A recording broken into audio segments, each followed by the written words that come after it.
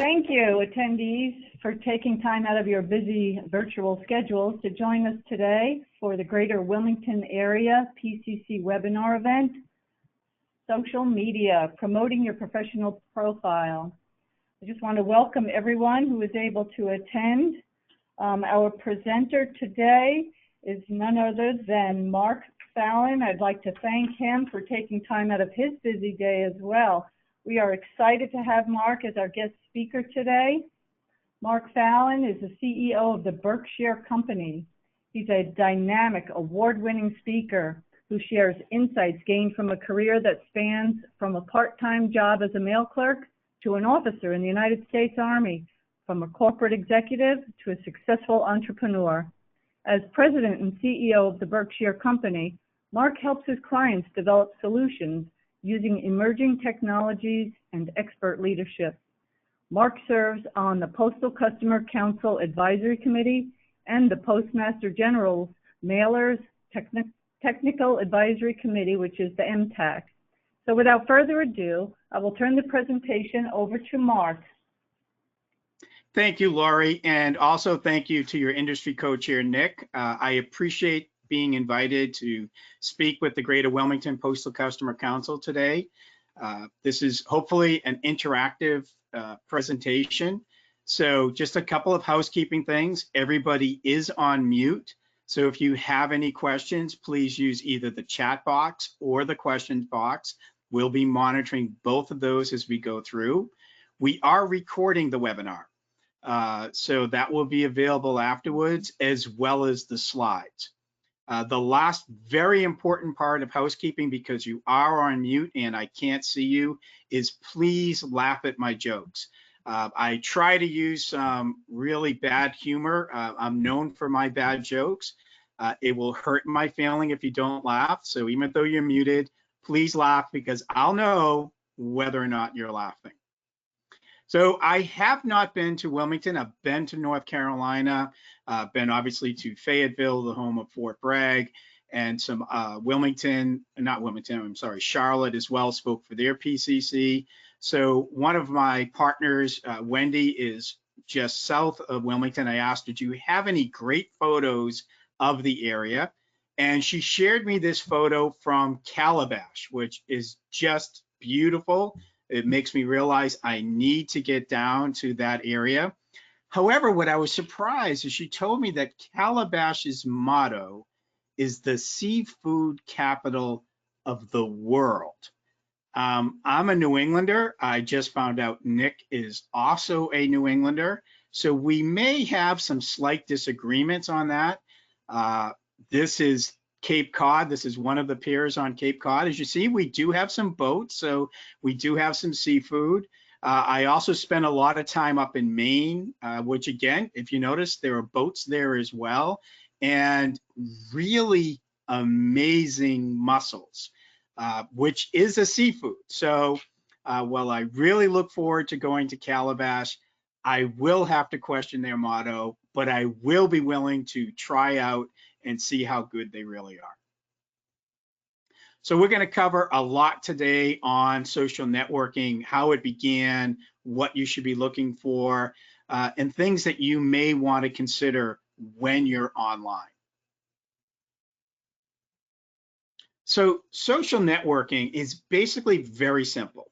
It's an online service, platform, or website that allows you to build a social relationship with other people. Now, social is an interesting word. We've heard the word social distancing a lot lately, which is really physical distancing, because we've all been online probably more than we ever thought we would be when we started. But a good social networking site, often usually have some type of user profile. It's always web-based, more and more mobile web-based, and it's a great opportunity for you to share ideas with other people, for you to promote events with other people, and really just get to know each other, especially now that we can't be doing it face-to-face. It's been around longer than the World Wide Web. A lot of people often confuse the internet and the World Wide Web. The internet came first. In fact, I was on the predecessor of the public internet, which is known as ARPANET, which is the armed forces part of the internet. I, in the late 1980s, was stationed out at Fort Carson, Colorado, and I had to become the internet guru, the ARPANET guru. Why? Because I happened to be sitting at the one desk that had a computer on it that was connected to ARPANET. And my bosses, who were older than me, many started their careers in the military 20 years earlier in the 1960s, weren't quite sure whether or not to believe me that what I was typing was going to a person, not just in the next room, but somebody perhaps at Fort Benning in Georgia, perhaps somebody over at a base in Germany. All over the world, we were sharing ideas. It was exciting at the time. It was very basic. Any of you have been on a bulletin board before, perhaps in the 90s, it was just text. That's all we could do. Someone could type a question, somebody could type a response. And it would often take, what we would now consider forever, when it was actually only maybe 30 seconds or a minute for those ideas to go back and forth. In the 90s, we saw a lot of different Usenet communities come up, and a lot of listservs comes up. If there's anybody on this right now who came from colleges and universities, NACMS still has a very active listserv to share ideas. As the World Wide Web came out, which meant browsers became available, people started setting up personal web pages and personal blogs. And then, of course, if people are going to do it, companies are going to join it as well. And so they became commercial communities that allowed you to join as well. So I was able to grab this one screen that showed a lot of the very popular icons of popular social media sites. And perhaps you'll recognize a few of them on there. There's Facebook. I think almost everybody belongs to Facebook. We'll talk about exactly how many of us do or don't. There's LinkedIn, which is a professional website where we're going to spend a lot of time later on this webinar. There's Twitter, which we all hear about because politicians love to use it to express their ideas. And then Instagram, which is a great place to share photos, and we'll cover that as well. So what I'd like to do is actually launch a poll right now, which is I'd like you to tell me how many social networking platforms do you belong to? Do you belong 1 to 4, 4 to 8? More than 8. I've had people belong to 10. So people are voting very quickly. We're going to keep the poll open for 10 more seconds. And okay, we will close the poll and then let's share those results. So if you notice, 55%, about half of you, slightly more than half, belong between 1 to 4 social networking sites. And the other, just slightly less than half, belong to more than 4. So that's, to me, I've done this class now several times. That appears to be right. Often there are outliers who will belong to more than 8. As I said, I've done this live in front of a group, and there was one person who belonged to 10 different sites. It's pretty amazing. So let's go back to the slides. So as I said, these were the typical features that you would see, a user profile, a place for you to share your status. In other words, what are you doing now, or what do you want to talk about now? Virtually every platform allows you to share some type of photo. Facebook, Twitter, they all do, not just Instagram. More and more of them allow you to do it on the phone, right? And that's where, believe it or not, I mostly interact with social networking. I spend enough time on the computer doing work that I use the phone for social networking. It also allows you to know where you are. So when you're posting something, it adds that additional status. You may or may not want to use that. We can talk about that if people have specific questions. But the most important part is this opportunity to have discussions. not arguments. You're not going to win an argument on the internet, but discussions about certain things.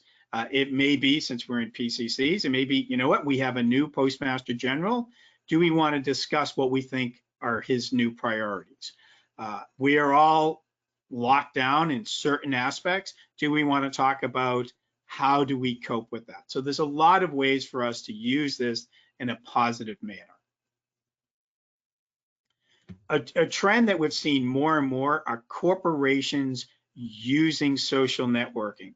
If you belong to LinkedIn, you'll see that the US Postal Service's Chief Marketing Officer, Jackie Strako, is an active person and an active participant on LinkedIn. She shares articles, positive articles about the Postal Service. She shares presentations that are being given to groups around the country. So there we have one of the largest corporations that we're ever going to deal with using that to push forward ideas. It's also a great way to interact with your customers. I used to fly a lot before the pandemic, and I was once stuck somewhere, and all of my flights seemed to be delayed. I couldn't get through the 800 line, and I tweeted something to Delta like, I'm a little frustrated. The next thing I know, I got a direct message from them. They asked for my ID, and within minutes, they responded to me. So if you're going to use it for customer interaction, you need to make sure that you have somebody monitoring your user ID, and if somebody tags you or if somebody says something about your company.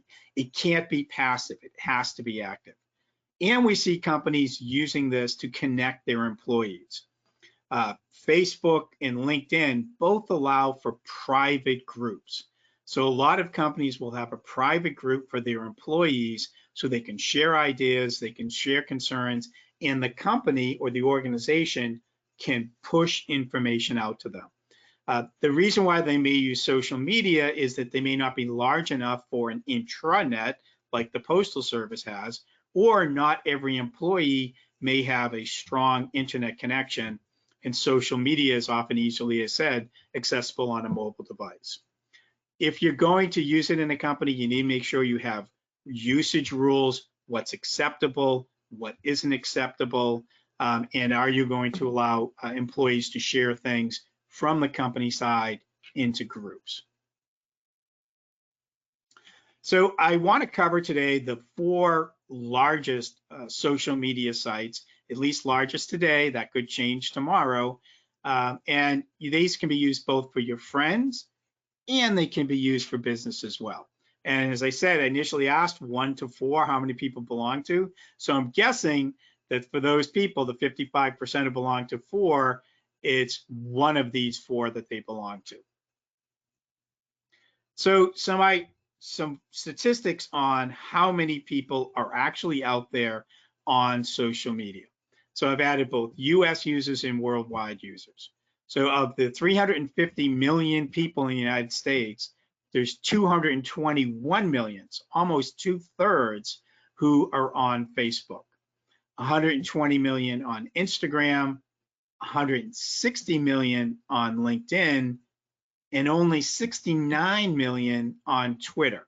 It's interesting, we hear so much about Twitter on the internet, on the news about what people are tweeting, but only a very small percentage of folks are on there. And as you can see, worldwide, Twitter is even smaller and LinkedIn is twice as large. Facebook, as you saw, it's the most popular social media site. You can love it, you can hate it. The reality is it's out there. I find it, and what I use it for is mostly to connect to my friends, and I have relatives all over the country. I am one of 10 kids. My mom was one of 7 kids. I think of the 50 states, we're in about 30 of them. So Facebook allows me to connect with my cousins and my cousins' children all over the country. There are also groups that you can belong to. So I used to be a runner and I belonged to a running group. I belong to a veterans group on Facebook. and I belong to a group of bad jokes. Yes, there are groups you can join that just share bad jokes. Can you imagine I'd belong to that? It's important to remember, though, that anything you post on Facebook, Facebook is capturing that information. It is in their user agreement that they can capture it. Now, there's some questions as to what they can then do with it. They're not supposed to sell it without your agreement. And that's where, if we all remember the last couple of years, we've seen a lot of back and forth on that.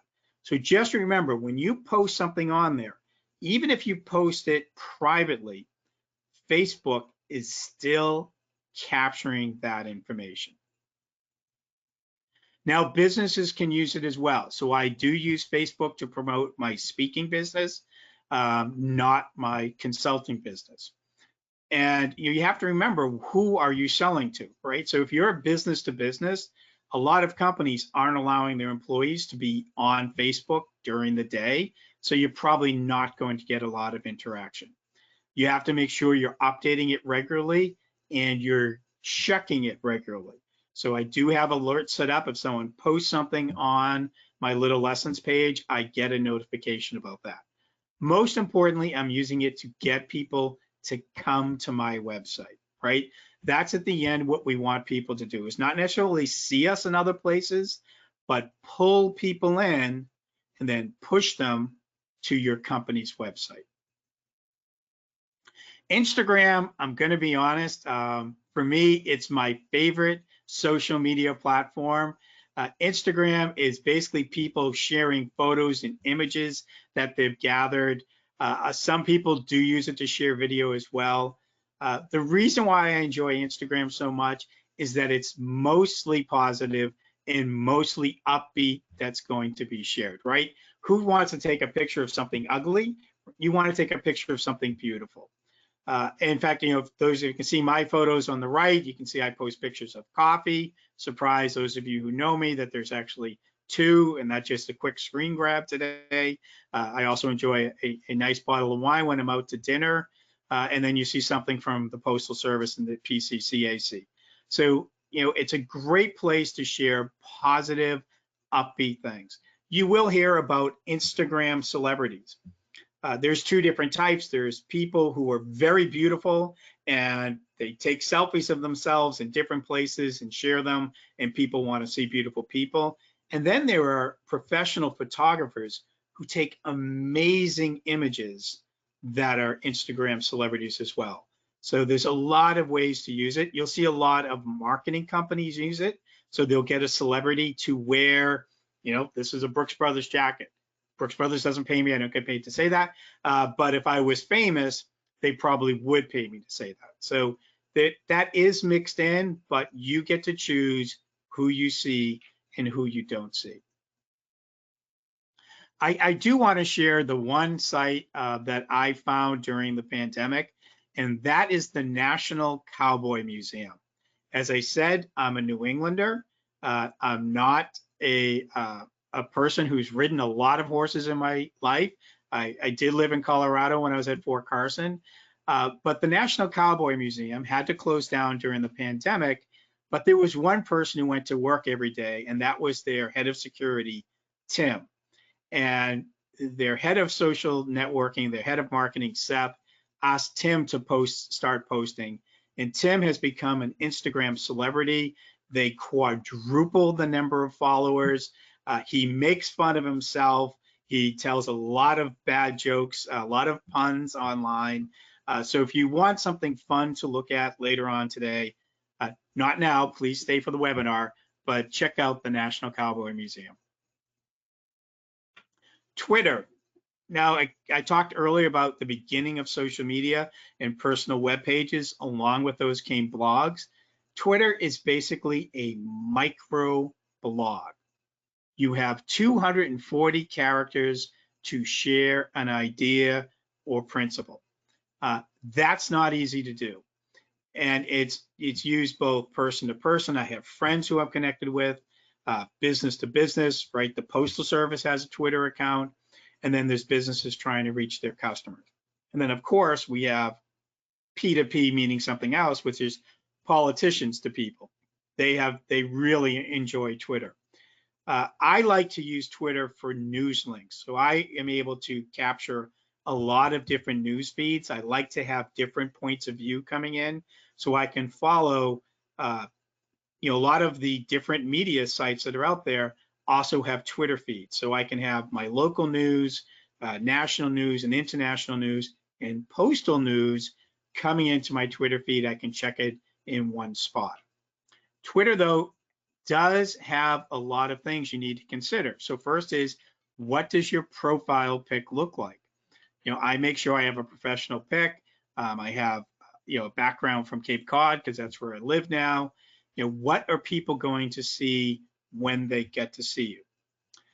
A weakness of Twitter, it has no edit button. So if you tweet something and hit post, you can't go back in and edit that. You can either delete it or add a comment to correct it. So be very careful. Read before you tweet.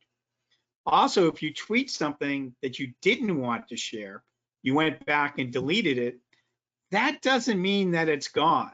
So the internet is captured regularly. There are people and software out there, something called the Wayback Machine, that is capturing everything on the internet all the time.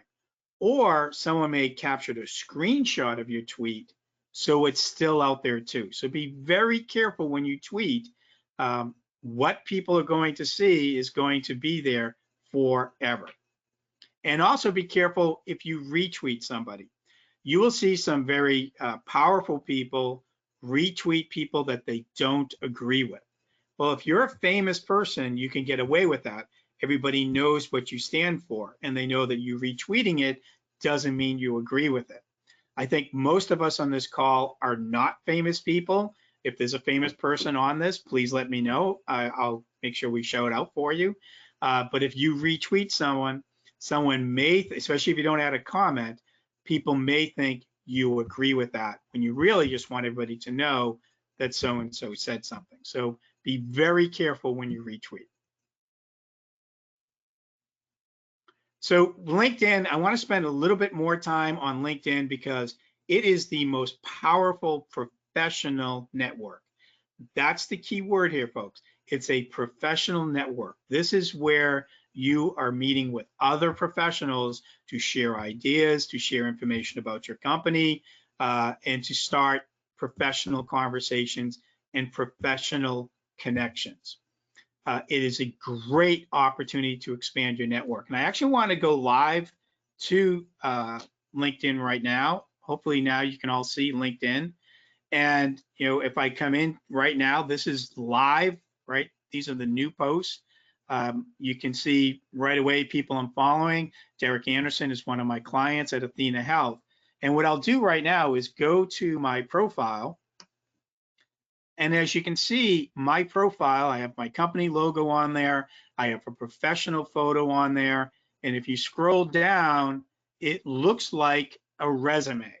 It basically is. It's an online resume for you. It has my time here at the company since 2001. It has my job immediately before that at State Street, my job before that at Plymouth Rock. Now, most people only go back 20 years. I go back further. I go back to my time in the military. The reason for that is I want to connect with fellow veterans. So by having on there my connection to the United States Army, other veterans who are looking to work with other veterans can find me.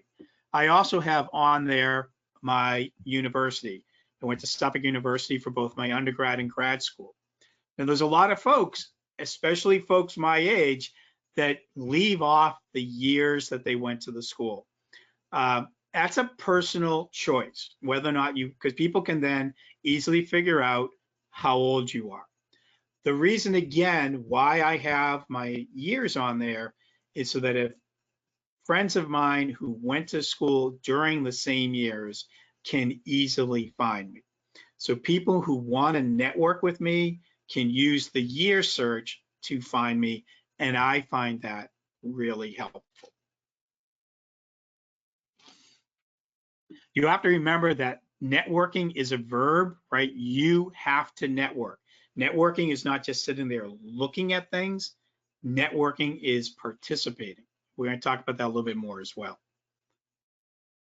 The last thing I want to talk about with your professional profile is make sure you're connecting to the right company. So again, my company is the Berkshire Company. It's not an uncommon name, especially in New England. There's the Berkshire Realty Company. There's a company I think you may have heard of, Berkshire Hathaway, I think its name is. That's a bad joke. Hopefully you'll know who I'm talking about there. So, make sure that when you connect that you know which Berkshire company or whatever the name is of your company that you're connecting to. You can get for most people, you can subscribe to LinkedIn for free.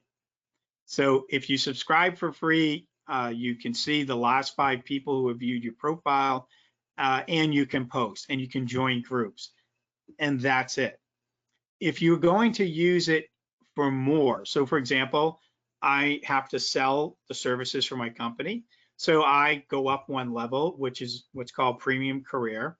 So that allows me to in-mail people. That means I can send a LinkedIn email to people I'm not connected with. That can be really helpful if I'm trying to connect to somebody at a company. I can see everybody going back who's ever looked at my profile, and then I can get some reports from them on salary insights. I can participate in LinkedIn networking and LinkedIn learning. So there's a lot of opportunity there. If I'm a very aggressive salesperson and I need more opportunity, I can move to premium business. And then if you belong to human resources or a larger sales organization, there's a Navigator Pro. Again, for most people on this call, the free version is probably enough for you to belong to. So a very powerful part of LinkedIn are the professional groups that you can join. As you can see, right here is a list of some of the groups that I belong to. National Postal Forum, obviously really important. Mailing Systems Technology, a magazine probably most of us subscribe to. You can also see I'm the owner of the Greater Boston Postal Community, not the PCC, the Postal Community, which is slightly different. I also manage a group called Mail Geeks, because why? I love mail. So there's a group that you can probably relate to, and you can post specifically to that group, and it may be a question. I know people in the colleges and university side who will post something specifically to alumni or specifically to people who belong to a certain program. Again, just joining isn't enough. Posting is what you should be doing, and answering questions or commenting on people posts, right? Networking is back and forth. It's an active verb. Now, the one group I'm going to ask all of you to join, if you aren't belong to already, is known as PCC Voice. Many of us involved with PCCs have tried for years to get the Postal Service to allow us to have a PCC voice on LinkedIn. We went through all of the hurdles. And this is important, right? This is not a dig at the Postal Service. They needed to make sure that they were protecting their brand and they were protecting the privacy rights of everybody that belonged. So we have an invitation-only group, or a group, and I'm going to give you the links later, that you can send a request to join. It's a private group that you can join for your PCC events. So I post about events that I'm speaking at. I share photos, or you can see this is from Steve McGee at the San Diego PCC, sharing photos of his events. If you're looking for ideas on what else we can do as a PCC, this is a great place for you to do it. So I'm going to go live to the PCC Voice to show you what's there. So I have it bookmarked on my PC, which I highly recommend you do. Hold on. This is great. See, this is when you go live, right? It's really important. So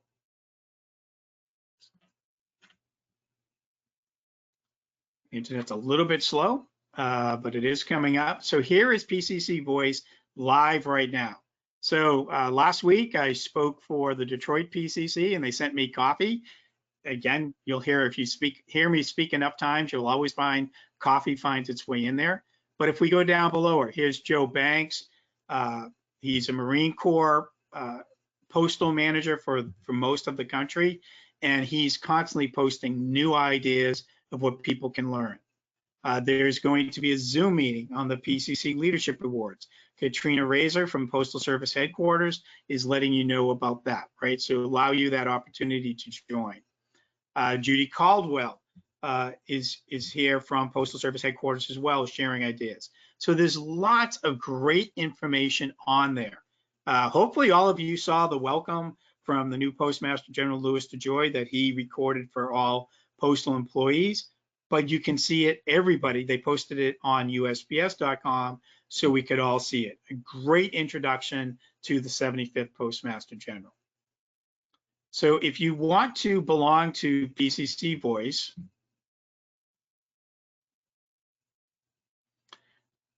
what you do is you first have to have a LinkedIn account. If you don't have one, you would sign one up.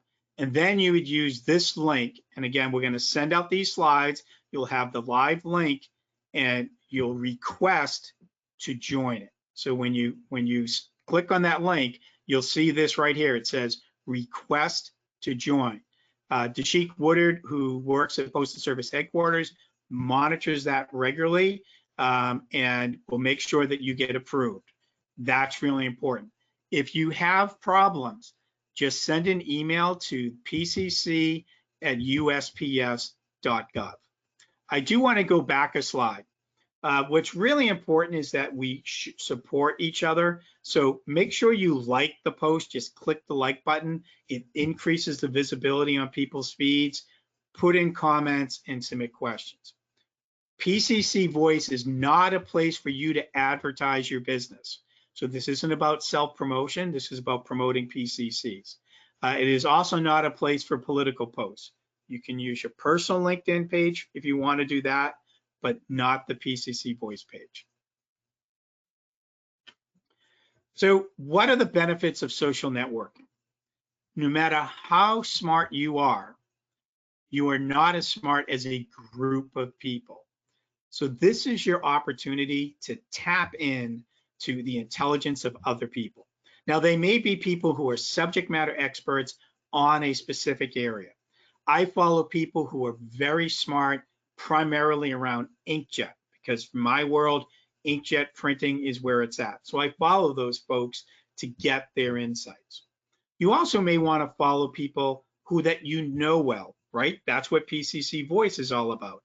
Other people involved with PCCs who are willing to share information. Then I also use social networking because there are some really smart people who just like to share information. On Twitter, I follow Tom Peters, who many of you, may remember from In Search of Excellence. He is constantly just sharing information for free about what he thinks about current management trends, world trends, etc. So there's a lot of different opportunities for you to get smarter just by following other people that are out there. However, when you're on social media, you have to remember it's the internet. So that means anything you share is public. No matter how good your privacy connections are and how good your privacy settings are, whatever you post can be potentially seen by everyone on the internet. So think very carefully about that. As I talked about earlier, all of these sites are collecting information. Most of us have not read the user agreement that says, yes, they can collect that information. So be very careful. There are also not nice people out there who use these sites to hack into your account. I personally was hacked in on LinkedIn several months ago, and people were using it to send spam to all of my connections. Fortunately, I woke up early in the morning with my phone buzzing, and a connection of mine in Europe, who's hours ahead, got the spam. And he knew it wasn't for me, and he let me know. I was able to contact LinkedIn and get that shut down. However, it took several hours to reestablish my profile. So be very careful about that. People also use it to send viruses. I do not share photos that either I didn't take or I don't know the person who took them. It's a great way to share a virus, so be very careful about that. And then as always, it's the internet. We've all received the email saying that we've won $1 million. It's not true. We all have to go to work tomorrow. When you receive an invitation from somebody to connect, always think about why you want to connect with them. That's really important, right? You want to make sure you're connecting to people that you know or that you want to know. There are some people who are going to connect to you simply because they want to sell to you. My profile has right on there that I'm the president of the Berkshire Company. So I get a lot of people who want to sell me business solutions. Sometimes I'll accept the connections because I may need it in the future, but many times I realize this person just wants to sell to me. So be very careful about why you want to connect. You may not necessarily have a connection with them today, but when you look at that profile, you think, you know what? I may need that service tomorrow, or somebody else in my network may need that service as well. So I'm not saying not to connect with folks. I'm just saying to be judicious in who you select to connect with. Now, I want to go through how you should be connecting with folks. When you connect on LinkedIn, you want to make sure you're answering, right, all of those questions that I just said you should be asking. Otherwise, they're going to ask, why would this person want to connect with me? So I'm going to show you live how to request a connection. And so if I go back to LinkedIn and I go to the home and I want to connect with somebody. Now I know that I'm not connected to your industry code share. I checked this out ahead of time. So if I put in Nick's name, so he's right there and I know it's him. I don't know what he looks like, but I know that's his title. So he comes up and I want to say connect right there. See the connect button? Now, when I hit connect, it will say you can customize this invitation. So I'm going to click add a note. And then I'm going to say, Nick, thank you for inviting me to present to your PCC. I'd like to join your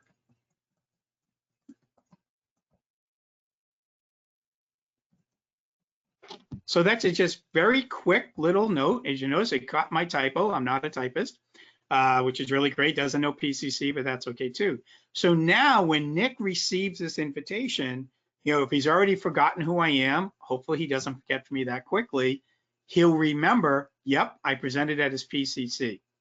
So just add a very quick note when you connect with folks. And then when they receive it, right, they will know why they want to connect with you. So if any of you want to connect with me after this event, I'm going to make it really easy for you. You don't have to write a long note. Just put request, add a note and just put Greater Wilmington PCC, and I'll know you were one of the folks who attended, and I'll accept your connection. Now, with social networking, I just want to add a few things before we get through here, which is remember to think before you post. As I said, anyone and everyone may see your post. You may have really good privacy settings, but people in your network may not. So they may see your post, grab a screenshot, and share that with everybody. So whatever you post, think, okay, what if my parents saw this? What if my children saw this? What if my most important customer saw this? And what if my boss saw this? Think of those things before you post on any platform. Think about what's the reason for you sending that post. Are you trying to start an argument? Because I'm going to give you some free advice. You can't win an argument online, no matter what you think. I have watched some very smart people, history professors, arguing online. Neither one's going to budge. I call arguing online very similar to a bar fight. Nobody wins. Now, one person may get hurt more, but the other person usually ends up with handcuffs. So think of that, right? You can't get into discussions. I have people who I have connected with who have very different political views than me, and they have very different views about the Postal Service.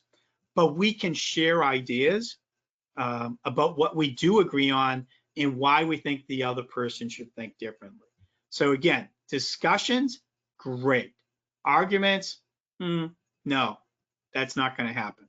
The last thing you need to remember that anything you post, whether you delete it or not, is captured somewhere. Facebook, Instagram, LinkedIn, Twitter, they're all capturing this information. Somebody else may have taken a screenshot of that information. So whatever you post, not only can everybody see it, but everybody can see it forever. Now, occasionally you may post something and you may have some quick regrets. Delete it.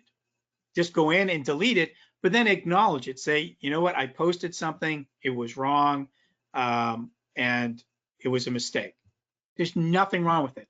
I don't know all of you on this call, but I'm willing to make a bet almost everybody on this call has made at least one mistake in their life. So it's okay to make a mistake, but admit that you made a mistake and state why you think it was a mistake. If somebody posts something that you think is incorrect that they've tagged you on, reconsider why you're connected to that person. This one person was trying to promote themselves on Twitter, and so they were tagging me on everything they posted. I asked them to stop doing that. They didn't, so I blocked them, right? So you have to take responsibility even when it's other people tweeting or texting or messaging or LinkedIn posts that involve you. You also have to remember that the internet can be searched by potential employers and potential customers. That's completely legal. What I recommend to everybody is at a regular basis, Google your own name to see what comes up. Now, up until a few years ago, if I Googled Mark Fallon, there were only two of us that I was aware of. But now there are some high-profile Mark Fallons. There's a former naval NCIS person who's out there. There's a head of Hilton hotel chains that's out there. So my name can get mixed up with other folks.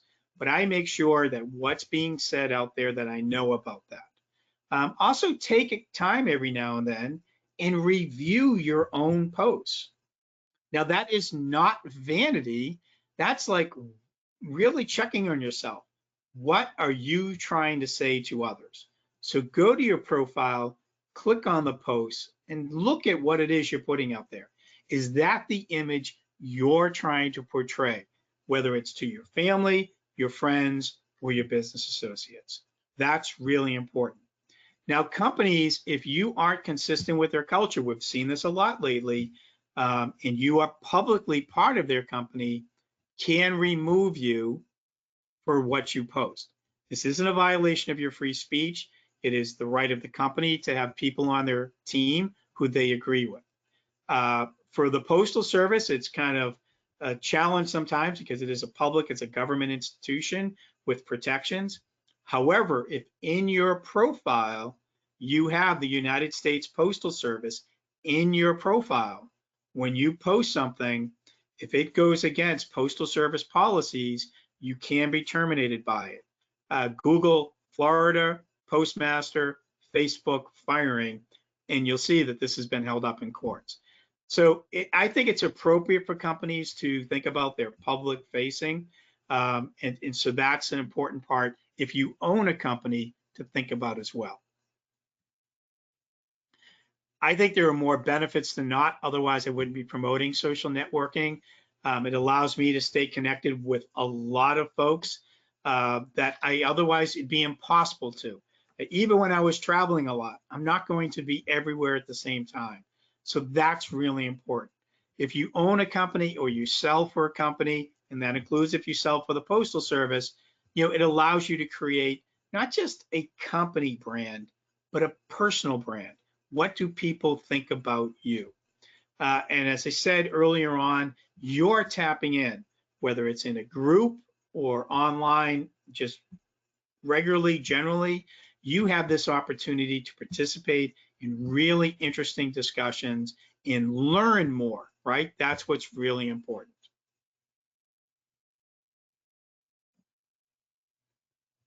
The last thing I want to share is when you are networking online, it's the same thing as when you network in person. Make sure you maintain a positive attitude. If you go through my feeds, you'll see that I'm mostly posting upbeat, positive messages. Always try to find out what you have in common with the folks in your network. Like I said, I intentionally network with people I don't agree with, but we have a lot of things we do agree on, and that's what I base that relationship on. Always ask about other people. Yes, we're posting about ourselves. Ask about other folks, right? So if they're posting, post a comment, and maybe even ask a question about their post too. It's in a conversation. Be polite. This isn't political correctness, it's politeness, right? My mother once gave me a quote, a gentleman never hurts somebody's feelings unintentionally. So be considerate of the other people in your network. And lastly, you don't have to just post online. You can then use that social networking post as an opportunity to connect offline. Perhaps do something crazy like send them a letter in the mail with the stamp on it. So do we have any questions? Do we have any answers? Okay, wait a little bit more.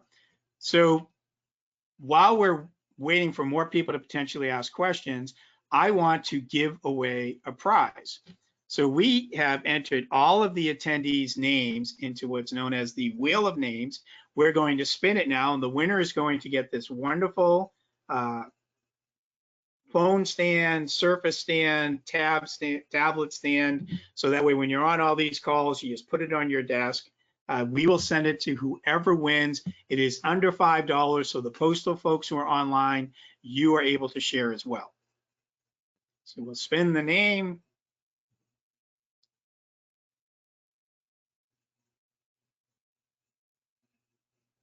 And the winner is Robin Lang. So congratulations, Robin. You are a winner.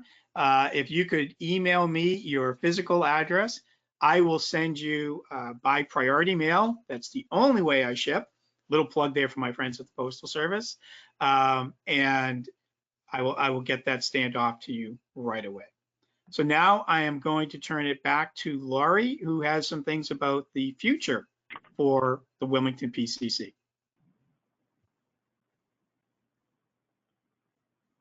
Well, thank you, Mark. That was an awesome presentation with lots of useful information and insights.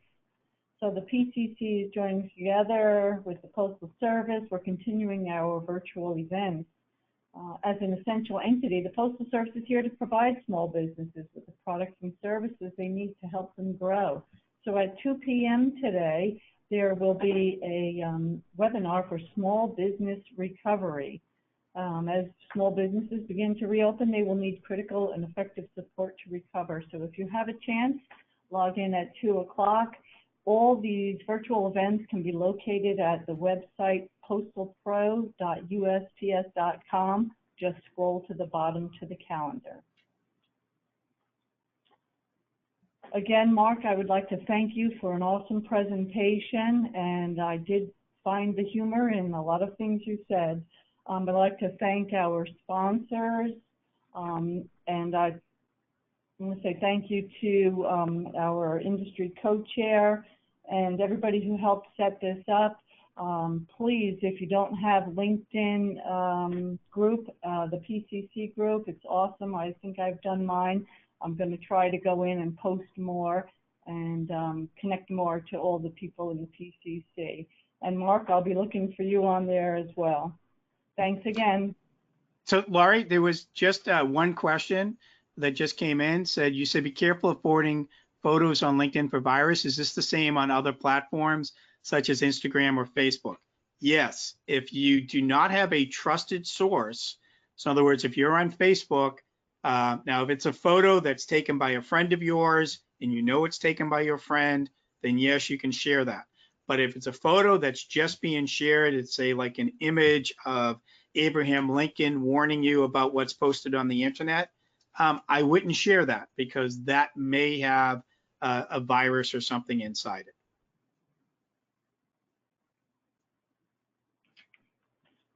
Excellent, thank you. Any more questions? If not, I'll say thank you to everyone for participating, and thank you again, Mark, and everybody have a great afternoon. Thanks all.